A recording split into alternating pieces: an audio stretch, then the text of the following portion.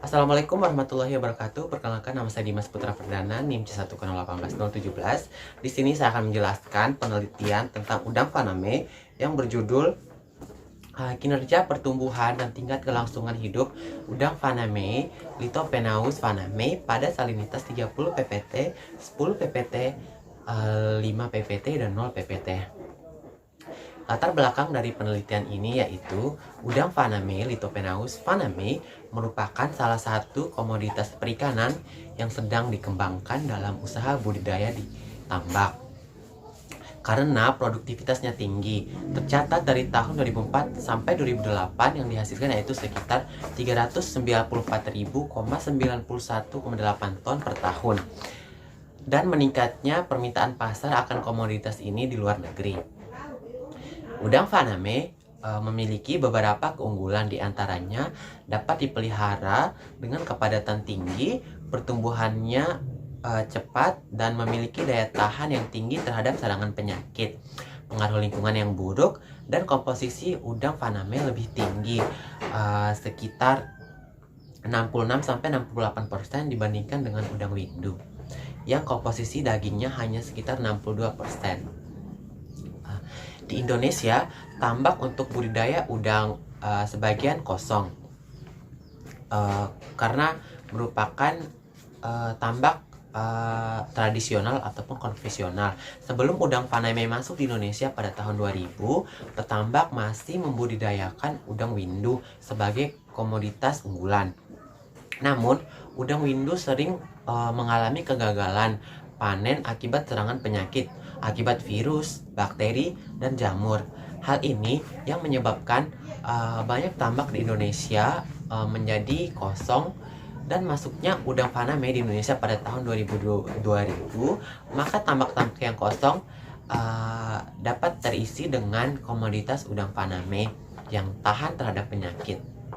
Penelitian ini menggunakan rancangan acak lengkap yang terdiri dari 3 perlakuan dengan 3 kali ulangan.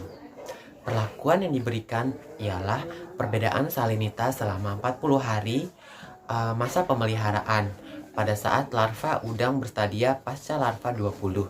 Perlakuan yang diberikan terhadap pas larva udang faname adalah sebagai berikut. Yang pertama yaitu perlakuan K. Perlakuan salinitas 30 ppt sebagai kontrol, kemudian perlakuan P1 dengan pemberian salinitas 10 ppt, kemudian perlakuan P2 pemberian salinitas 5 ppt, dan perlakuan P3 pemberian salinitas 0 ppt. Parameter yang diperhatikan atau diawasi dalam penelitian ini yang pertama yaitu kualitas air, kemudian frekuensi molting udang, kemudian laju pertumbuhan spesifik, kemudian pertumbuhan mutlak, konversi pakan, efisiensi pemberian pakan, kelengkapan organ udang faname, dan tingkat kelangsungan hidup udang faname. Kemudian kita masuk pada hasil dan pembahasan. Yang pertama yaitu frekuensi molting udang. Nilai molting tertinggi terdapat pada perlakuan P3 sebesar 0,73% per hari dan terendah pada perlakuan K yaitu 0,33% per hari. Semua golongan arthropoda termasuk udang mengalami proses pergantian kulit atau molting secara periodik, sehingga ukuran tubuhnya bertambah besar. Pada penelitian ini, jumlah udang yang paling banyak mengalami molting yaitu pada perlakuan P3 sebesar 0,73% dibandingkan dengan perlakuan lainnya. Hal ini diduga udang banyak menyerap air dari lingkungan yang menyebabkan tubuh udang semakin besar dan harus berganti kulit. Ketika molting, tubuh udang sangat rentan terhadap serangan udang-udang lainnya.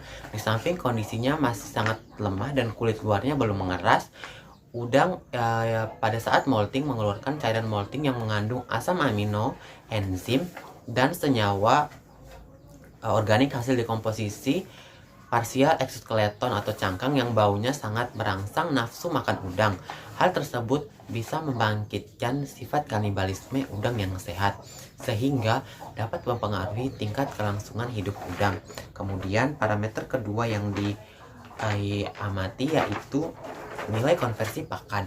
Nilai konversi pakan udang faname pada hari ke-20 pada perlakuan P1, P2, dan P3 tidak berbeda nyata, namun berbeda nyata terhadap perlakuan K.